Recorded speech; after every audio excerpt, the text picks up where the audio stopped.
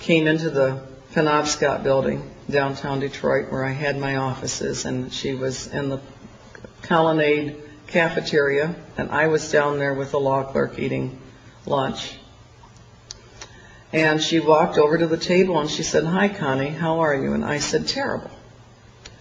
And she said, "What's wrong?" And I told her about Barry's accident. And she said, "Why, Connie, I can come over to the house and heal him for you." I said, "You can?"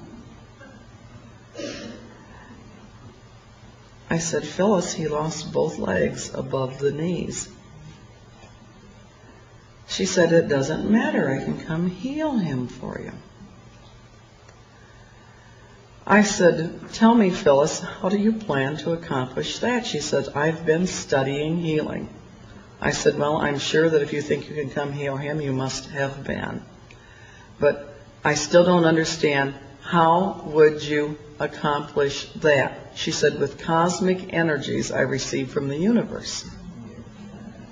Well, I looked at Glenn Page. He looked at me. He was the young man. He's now been a highly respected member of the prosecutor's staff for many years.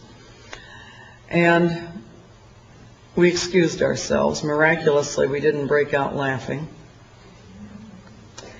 And we got upstairs, and we both burst out laughing. And I laughed so hard I almost hyperventilated.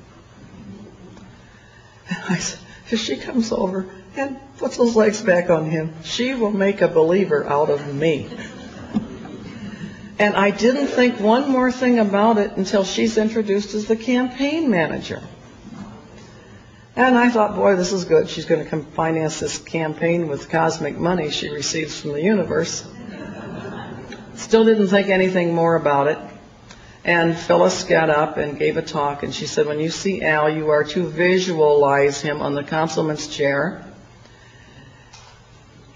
And through this act of visualization, you will gain the cooperation of the higher powers of the universe, who will work to bring his vision into manifestation. She said, I have been a student of the mind sciences for the last 20 years. Well, I had been acquainted with her for 14 of those 20 years.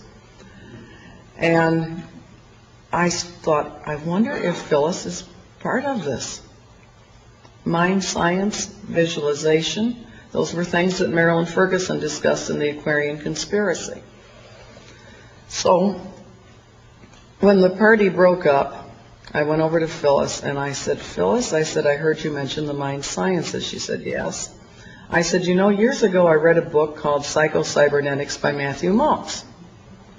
And I've been so interested in the mind sciences since then. Maybe you would like to go to dinner with me and you can tell me more about it. And she said, yes. Now, you have to watch us lawyers. We're really tricky. You can get a lot of information for the price of a meal. I had a gold mine that night. I took her to dinner. She was very careful about ordering the red zinger teas and the vegetarian entrees. And I said, now tell me about the mind sciences. I'm fascinated. She said, it's part of the New Age movement. I don't know if you've heard of it or not. I said, no, at least not by that name. Is it possibly known by another name?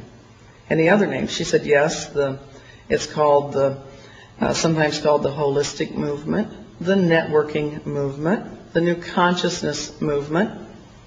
She said there are other names. Those are some of the most important. And, she didn't mention Age of Aquarius. And at that point, I held up the Aquarian Gospel and I said, Phyllis, is this by any chance part of it? She said, why, yes, it certainly is. Now, so help me, I did not know they had a slogan that when the pupil is ready, the master will appear.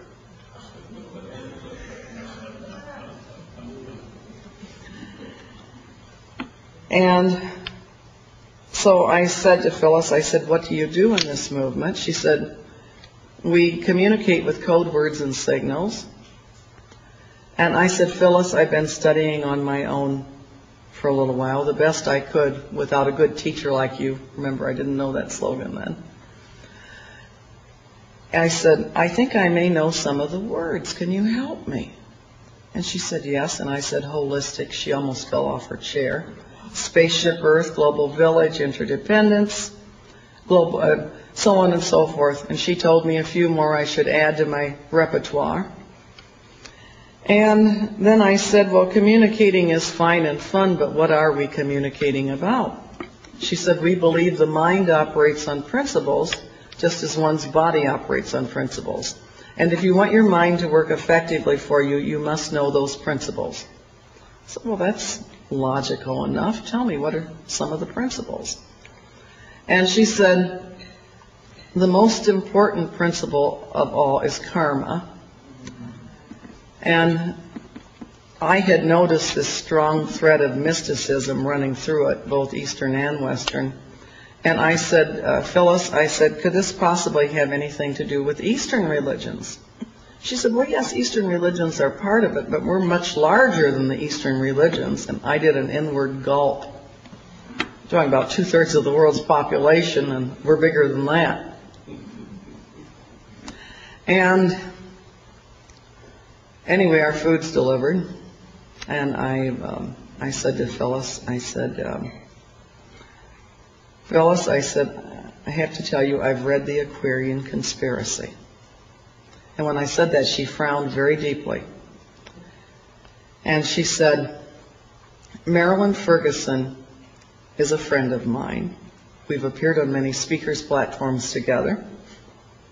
She said, but you have to remember her limitations. She's only a reporter of the brain-mind movement. Add that as another name. She said, her book didn't really tell it the way it was. And I really thought she was probing, because Marilyn Ferguson said they would probe to see if there was any hint of opposition, because their ideas had been too easily misunderstood in the past. And she had also written that this time they were going to succeed because global communications had encircled the globe beyond any possibility of retreat, with fax machines and computer communication. And anyway, I thought Phyllis was trying to see if I was opposed to it. And I said to her, I said, Phyllis, I said, I read that book. It looked like a really good book to me. I said, tell me, what's wrong with it? She said, then she smiled and said, the movement is much, much larger than she reported it as being. And she was all smiles again. Marilyn Ferguson had understated the case, underreported the movement. And at that point I said to Phyllis, I said, Phyllis, I said, you're going to think I'm crazy. I said, but in my spare time since Barry's accident, I've become quite the Bible student.